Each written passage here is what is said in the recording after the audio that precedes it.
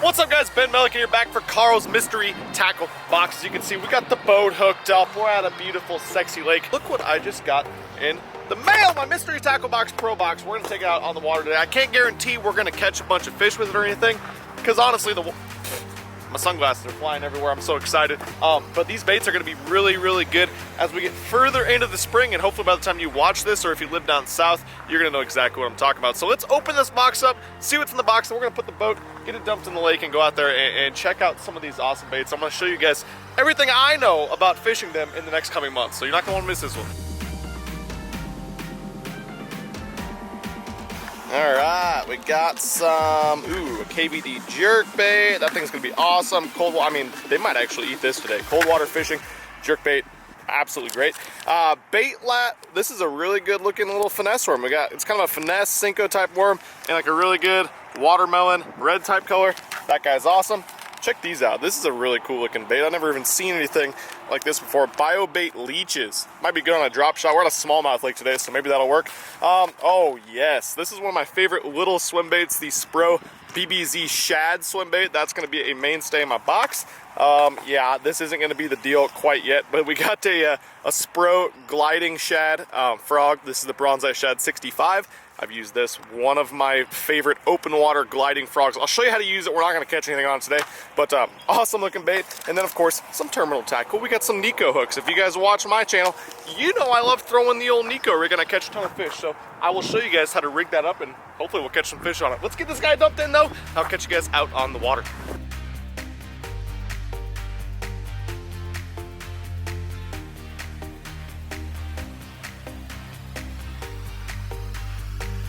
Just got out to the lake. I'm definitely going to start with the jerkbait right here. Reason for that is we got a nice steep bank, we got wind blowing in, we got clean water, and we got very, very cold water. So jerkbait's going to be the best thing we can possibly throw right here. I got a good feeling. I'm going to fish this break. You know, I went out and idled around a lot, didn't find anything that looked too crazy as far as offshore cover. So I think the main cover these fish are going to be using is this grass line that's up here. There is a lot of live grass, green grass, that's kind of topped out there on the bank. I can see it. This is going to be an absolutely perfect bait to get out and throw around the steep drop off. Now, since the water it's 44, 45 degrees, we definitely want to work our bait slow. I'm not going to get out and just rip this jerk bait around like I'm fishing for smallmouth in the summer or something, or late fall, or anytime the water's really, really warm and those fish are super active. We're trying to get them to react. I'm going to let this bait sit for 5, 6, 7, 8 seconds, 10 seconds even, and let those fish just slowly react to it. These are not going to be active fish today with the water this cold, especially since the ice just came off last week. I mean, the 45 degrees, 44 degree water sounds like it's okay, and it would be if we were in the Ozarks or something where these fish are used to it. But up here where the ice just came off and the water probably warms up to that in the afternoon just from the sun heat, this is not that warm of an area.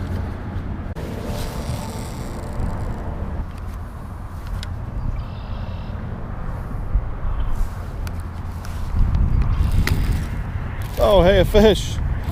Little jerkbait guy. Oh, God. That wasn't small. He just wasn't fighting.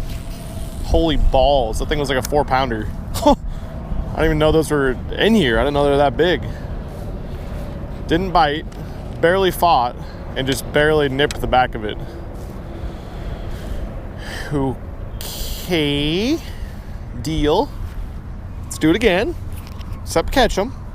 This spot right here is a representation of a great spot to get out and throw a jerkbait. We have the wind blowing directly back into this pocket. The sun's back there and everything. The water's 2 degrees warmer back here than it has been, but we still got a nice steep drop off right there. It's not super, super flat. And above all, we also have bait, we have a grass line, we have everything working for us right here. I really like that it drops off a little bit steeper. It's 10 feet still right here, even though we're close to the bank, because that allows those fish to sit down in that grass, look up at that bait and ambush it. Since it is a suspending bait, almost all your bites will come from the bottom, not from the top. You know, as far as tackle, I like to throw jerk baits on. A lot of people ask me that. I get that question all the time. I keep it pretty simple though. 7 foot or so, 6'10" to 7 foot. medium power, moderate fast action rod. So I'm using a graphite rod, which I think is absolutely key. because it gives a lot more sensitivity. It's not really going to be a heavy, cumbersome rod that you're twitching all day. I think graphite is great for this technique, but I definitely don't want a super ultra fast rod. I want it to be a little bit slower, since we are using treble hooks and those fish are going to be eating on the paws. We're going to be setting into them. As soon as we pick up to twitch that bait, I really like a slower action rod. As far as a reel goes, 6:3 to 1 gear ratio reel. I always like a 6-speed. I don't want to work it too fast. I don't want to be able to not catch up to them, so 5's not really going to work for me. And then fluorocarbon line all the time. You know, guys throw it on monofilament. Some guys even throw it on braid. I like fluorocarbon. Fluorocarbon sinks, so it's going to get a little bit more parallel with your bait than monofilament. Mono floats, so it's going to sit up top, and when you twitch it, your bait's going to have the tendency to jump upwards. You want it to be as parallel as possible. And then I like, more than anything, I probably like that the fluorocarbon doesn't stretch much. So when a fish does eat on the paws and you barely get a hook in them, or they eat on the end of a long cast, your line's not going to stretch out and you are going to get some hook penetration. People ask me all the time with jerk baits, what's the best cadence for a jerk bait? And to be honest, I don't think the cadence is that important. I think more than anything, the pause is the most important. I don't think there's going to be days where they want to jerk, pause for 6 seconds, tie your shoe once, jerk twice, pause for 1 second, and then on the 6th jerk, they're going to come eat it. I don't think there's any times like that a lot. But what I like to do a lot with that is, with my pauses, I'll mix it up based on the activity level of the fish. Sorry, apparently we got a train coming through up here. Anyways though, if the water's colder, today it's 46 degrees back here, super long pauses, as long as you can stand it. I personally don't like to go longer than 8 or 10 seconds, but when it's this cold, I'll never go shorter than 5 seconds. You don't want that bait moving fast. Those fish are not active, they're not aggressive. You want nice long pauses. Now, the cadence I usually really like to use whenever I am jerkbait fishing, that I kind of just got confidence in, and that's really what you should do, is throw whatever cadence you guys have confidence in. I like to reel it down a couple feet, and then I go jerk, pause, jerk, and then I'll let it sit, and then I'll go 1, 2, 1. So I just noticed there's a hump of grass right back here, so I'm gonna flip the boat back around. That's an awesome place to throw one of the baits we got in our kit. This 𝗙ecie rig has become absolutely deadly for me. It's like my favorite offshore finesse fishing rig all season long, whether that be early in the year when the ice comes off, or in the hottest part of summer, this bait just flat out gets bit. The reason I like it is I can put that 1/8 ounce head in there and the worm sinks straight down. So it gets down there really quick. So I can fish it a lot more effectively offshore than like a _Ŵ_cie rig or something like that. And once it's down there, I can fish all different types of cover, especially if you find some weedless hooks. You can fish it through a lot of different wood and stuff like that. But the regular hook without the weed guard or anything on it is perfect for fishing grass, fishing rock piles, and just plain humps that come up with nothing on the bottom. And the way I like to fish it is, I'll cast out past the target. So we got the hump right out here. I cast it past it. It's in about 18 feet of water right here. I'll fish it anywhere deeper than 5 feet. So we're past it right there. And then we're just gonna tighten our line up. And a lot of these bites will come on the fall. So you always wanna watch your line on the fall. But I'm just gonna twitch the slack in my line, work it in about 2 or 3 feet, reel the slack back up, and just hold on to it. A lot of times you'll feel those bites after you twitch it, because that bait will lift up a little bit off the bottom. I like to maintain as much bottom contact as possible, but when that bait settles back down, a lot of times that's when those fish are going to eat it. As far as what tackle to throw it on, this is a spinning rod technique for me. If you're throwing something a little bit heavier than 1/8 ounces of weight or something on it, you can upsize to like a 8 or 10 pound bait casting reel, something really light, but this is what I throw it on. I throw it on a 7.2 medium power, moderate fast action. Lets that rod really load up. You can throw this on an ultralight. You can throw this on about any type of spinning rod and catch fish on it. But this is crucial for me, is this super thin braid main line, and then I throw like an 8-pound fluorocarbon leader. And what that does is it allows the bait to sink down with the fluorocarbon. I'm usually fishing this in a little bit cleaner water, so I like the finesse techniques to not have a lot of line. You don't want heavy 20-pound fluorocarbon or something down there in that fish's face. So it has nice natural fluorocarbon line that they can't see down there, but then it has the no stretch of the braid. So when you set the hook, you're getting this hook in the fish almost every time, and it's almost always in the top of their mouth, which makes it a super effective bait for me to throw, especially in tournament situations when you want to get every single one that bites. So I just spot walked this on this little offshore grass home. This is going to be an absolutely perfect place to throw a rigging system using 2 of the different baits that came in our mystery tackle box. We're going to use this worm, this 4.5-inch worm, and we're going to hook it on this katana rig, this katana hook, and the wacky O-ring that came with it, and fish it as a 𝗙cie rig. What a 𝗙cie rig is this weight system. It's a nail weight that goes in the bottom of the worm. So you stick it in there, and then this is going to ride on the bottom, obviously, and hold that bait down towards the bottom, but it's going to sit over the top of some of this grass and this slimy stuff. This works extremely well whenever you're fishing slimy bottom lakes that are a lot of times in the spring. That's what we got around here. Or if you're fishing lakes that have a lot of snags, you know, this is going to keep it up out of the rocks, out of the wood and stuff, and it's going to give it deadly action. I put this O-ring about halfway down, and then I scrunch it down just a little bit further, and then I grab some meat right here in the worm. If you grab some meat in the worm, it'll keep that O-ring from sliding up. It's not just on the O-ring, it's also in there a little bit, and that's a deadly, deadly rig for fishing offshore.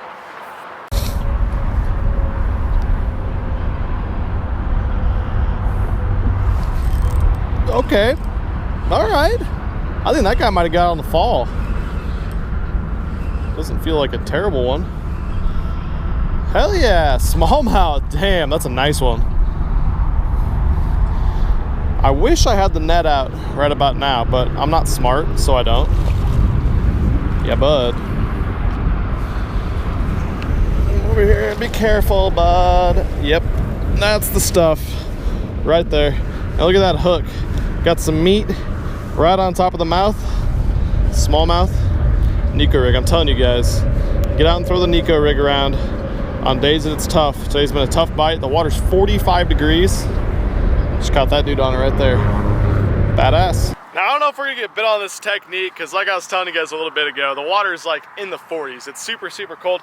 But I just tied on this 𝗙𝗶𝗶𝗹 BBZ1 shad. I'll show you where and how I like to throw this bait that I've caught fish on it in the past. And you guys can probably, especially if you're in the south, go catch fish on it right now as these fish move up in the pre-spawn phase. Just got back to this flat area. So this is a big flat area, the wind's blowing in, and that's a perfect place to get out and throw this BBZ1 shad. You know, the great thing about this bait is you don't have to have a specific swim bait rod to throw it. 𝗙𝗏 makes a really good bait here that's good for guys that don't really want to get a dedicated swim bait rod or something like that. I mean, I'm fishing this thing on my 𝗙𝗏 crankbait rod. This is a 7.2 medium action, medium power rod. Very, very simple. It's not a heavy bait. I think it's only like 5/8 or 3/4 of an ounce. And as you can see, as this bait comes in, super effective bait to fish high up in the water column. And for that reason, I like to throw this bait where in shallow pockets where there's a lot of wind, and especially the biggest thing I'm looking for with this 𝗙𝗏 BBZ1 shad is shad. I'm looking for bait. I know it's rocket science, but a lot of guys don't really know that. They don't really know where to throw this, especially if you're in a bigger lake. Not all coves, not all pockets are created equal. Get in the places where you can see the bait fish flipping. You don't even need to have a boat, or you don't even need to have any electronics to scan around and see these bait balls. You don't need that. It's all visual cues with this bait. Get in areas where the wind's blowing in, you got cleaner water, and the way I like to fish this bait is a little bit different than you would think too. A lot of guys think, you know, cast it out and just straight reel it in 6 inches under the water. That's not how I like to fish it. I like to give this bait a lot of action, a lot of twitches. I'll burn it, I'll kill it, burn it, kill it.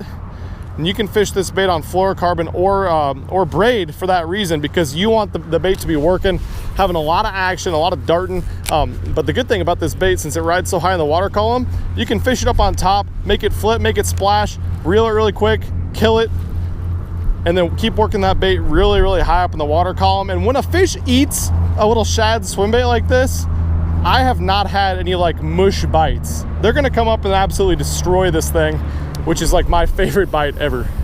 Now, like I told you guys, it's definitely too cold for this technique, but it's too windy, so I'm not gonna talk to you on the big camera, but this bait right here has been a really, really good open water frog bait for me. I'll throw it, you know, the water's 45, 46 now. I'll throw it whenever the water gets up over 55 degrees or so. But this glide frog, this glide 𝗙𝗏 frog has great action in open water. This is not the one you want to throw when you have super dense vegetation. You want to throw it on stuff like this where there's, you know, reeds and stuff. These are dead right now, but they'll be alive here in about a month or so. but twigs. Anytime you get this bait some time to work, because this guy, it really glides side to side super wide, better than any other frog I've ever used. And that can be killer in open water. And especially a tip of where I like to throw this is clean water. A lot of frogs are not effective in clean water because they don't look very natural. This guy, as you can tell, has a really nice natural bait fish imitation. It's see-through, it's really natural, and it has that natural action. It's not super invasive on top of the water allowed. It's just gonna glide along nice and slow, and it gets bit.